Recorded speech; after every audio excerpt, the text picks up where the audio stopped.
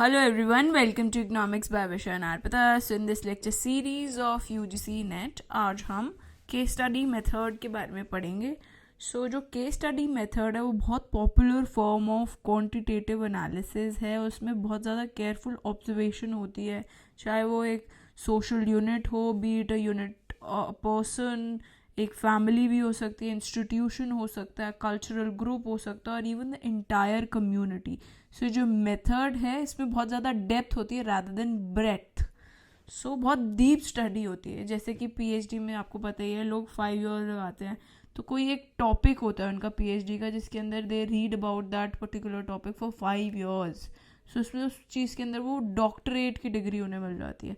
That is basically case study के form में भी हो सकता है. इसमें जो ज़्यादातर डेटा अवेलेबल होता है दैट इज़ क्वालिटेटिव डेटा होता है, क्वांटिटेटिव नहीं होता. ठीक है.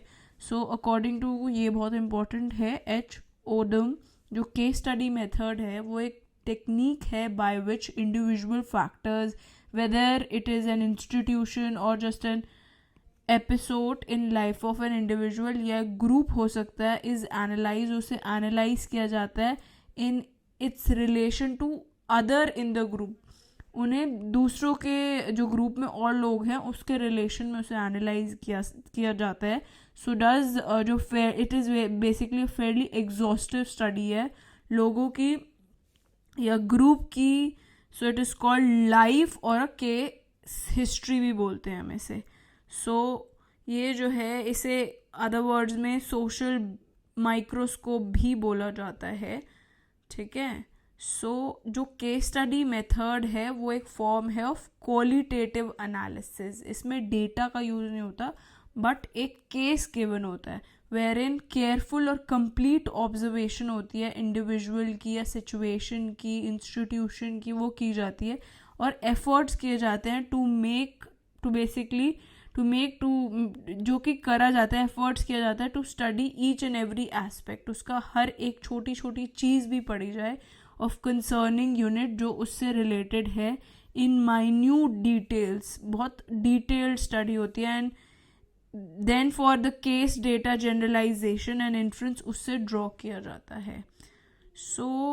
इसका एग्जाम्पल जैसे कि एक इन्वेस्टिगेशन इनटू द रिसर्च, जो हमारा ग्लोबल फाइनेंशियल क्राइसिस आया था इन 2008 to 10 जो था वो चला था, जैसे जिसके बारे में सबको ही पता है कि लेमन ब्रदर्स नाम का एक बैंक था इन यूएस और बुश की स्ट्रैटेजी थी कि एवरीबडी शुड ओ हाउस.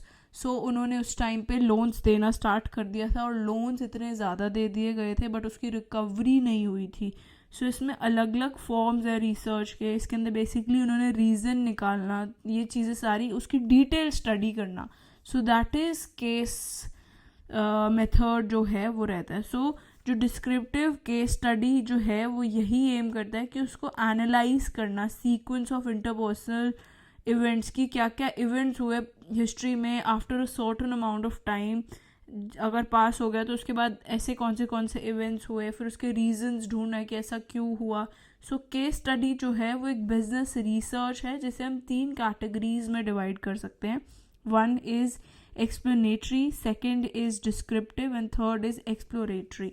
जो हमारा एक्सप्लेनेटरी केस स्टडी होता है वो यही आंसर करता है हाउ एंड वाई क्वेश्चन के ऊपर. ज़्यादातर कैसे और क्यों क्वेश्चंस का जो आंसर होता है वो ज़्यादातर एक्सप्लेनेटरी केस स्टडी में रहता है विद वेरी लिटिल कंट्रोल, जो कि रहता है on the behalf of researcher over the occurrence of event. इस टाइप ऑफ केस स्टडी जो है उसका फोकस जो है that is on phenomenon with the context of real life situations के ऊपर होता है. फॉर एग्जांपल एक इन्वेस्टिगेशन इनटू द रीजंस की ग्लोबल फाइनेंशियल क्राइसिस क्यों आया 2008-10 में. That is explanatory. ठीक है. फिर डिस्क्रिप्टिव केस स्टडी जो है इसके अंदर जो एम होता है that is to analyse the sequence of interpersonal events, कि सीक्वेंस क्या रहा of the events over a certain amount of time जो पास हुआ, उसमें सीक्वेंस क्या था इवेंट्स का. स्टडीज़ जो हैं in business research belonging to this category वो यूजली डिस्क्राइब करती है कल्चर को या सब कल्चर को, and they attempt to basically discover ढूंढती हैं कि की फिनोमिनन क्या था. For example impact on increasing level of multiculturism, क्यों उसका इम्पैक्ट क्या हो रहा है ऑन मार्केटिंग प्रैक्टिसेस. सो एक case study on McDonald's, Indonesia की बजाय इंडिया कर लीजिए इसे. सो डिस्क्रिप्टिव केस स्टडी हो गया वो. एंड जो हमारा थर्ड रहता है केस स्टडी का type, that is exploratory case study का रिसर्च. सो इसके अंदर जो है बेसिकली जो एम होता है वो यही रहता है कि what and who co answer करना है. 2 क्वेश्चंस, क्या और कौन. सो एक्सप्लोरेटरी केस स्टडी के अंदर जो डेटा कलेक्शन मेथड है वो ज़्यादातर अकम्पनीड किया जाता है बाय एडिशनल डेटा मेथड, जैसे कि इंटरव्यूज़ ले लिए, क्वेश्चनियर्स से पूछ लिया, क्वेश्चनियर्स, एक्सपेरिमेंट्स एक्सेट्रा.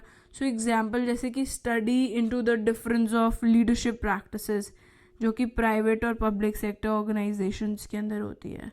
सो उसे देखना, तो वो एक्सप्लोरेटरी केस स्टडी होगा. सो इसके कुछ करेक्टरिस्टिक्स हैं कि फर्स्ट इज़ इस मेथड के अंदर जो रिसर्चर है वो एक सिंगल सोशल यूनिट को लेता है या उससे ज़्यादा यूनिट्स को लेता है ऑफ सच यूनिट्स अपनी स्टडी के अंदर, और इसके अंदर वो सिचुएशंस को देखता है, उसको स्टडी करता है बहुत कॉम्प्रिहेंसिवली, बहुत ज़्यादा डेप्थ में देखता है उसे. और यहाँ पे जो सिलेक्टेड यूनिट्स होते हैं वो स्टडी किए जाते हैं. सो जो सिलेक्टेड यूनिट्स होंगे जो उनकी स्टडी का हिस्सा है, सिर्फ उसी को ही ज़्यादातर देखा जाएगा, उसे स्टडी किया जाता है intensely. And it is studied in minute details, एक एक चीज़ उसकी देखी जाती है. सो जनरली जो स्टडी है वो एक्सटेंड करती है ओवर अ लॉन्ग पीरियड, काफ़ी टाइम तक रहती है, टू देखने के लिए कि नेचुरल हिस्ट्री क्या ऑफ द यूनिट, कि सो दैट एक ऑब्टेन कर सके काफ़ी इंफॉर्मेशन जो कि करेक्ट उससे इन्फ्लुएंस जो है वो ड्रॉ कर लिए जाए. So that is the second characteristics. And third is कि थ्रू दिस मेथड, जो हमारा एक केस स्टडी वाला मेथड है, ट्राई करते हैं समझने के लिए कि कॉम्प्लेक्स क्या है फैक्टर्स का जो कि ऑपरेट कर रहे हैं एक सोशल यूनिट के अंदर, जो कि एक इंटीग्रेटेड टोटलिटी में है, क्या क्या कॉम्प्लेक्स फैक्टर्स हैं. सो उसे समझना. एंड फोर्थ इज़ इस मेथड के अंदर जो अप्रोच रहती है दैट इज़ बेसिकली उसको देखना कि क्वांटिटेटिव जो क्वालिटेटिव फैक्टर्स हैं, ना क्वांटिटेटिव से कोई मतलब नहीं होता, क्वालिटेटिव फैक्टर्स क्या हैं. ठीक है. So mere quantitative information is not collected, जो क्वांटिटेटिव डेटा होता है वो नहीं कलेक्ट होता.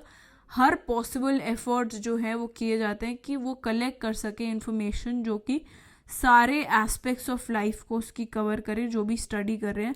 सो ऐसे केस में जो स्टडी होती है, केस स्टडी, वो डीपन करती है परसेप्शंस को और एक क्लियर इंसाइट देती है इनटू द लाइफ.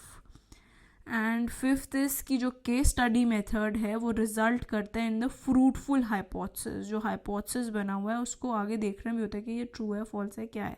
सो उसकी वजह से अगर डीप एनालिसिस रहेगा तो इससे फ्रूटफुल हाइपोथेसिस होता है अलॉन्ग विद डेटा, जो कि हेल्प करते हैं इन टेस्टिंग देम, कि जो हाइपोथेसिस फॉर्म करिए उसको टेस्ट भी करना होता है.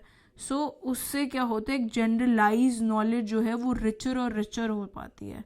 So this is all about हमारा केस स्टडी. इसका PDF लेने के लिए I have a Telegram channel, it's with the same name, economics by Vishan and Arpita. वहाँ से जाके आप इसे एक्सेस कर सकते हैं. और एक चैट रूम भी बन गया, वहाँ पे आप अपने डाउट्स वगैरह पूछ सकते हैं. If I am not able to answer, there will be other students who are of the same branch, they may try to answer your questions. और अगर आपको मेरा काम पसंद आता है तो इन वीडियोज़ को लाइक करें, शेयर करें और सब्सक्राइब करें. Thanks for watching. Bye bye.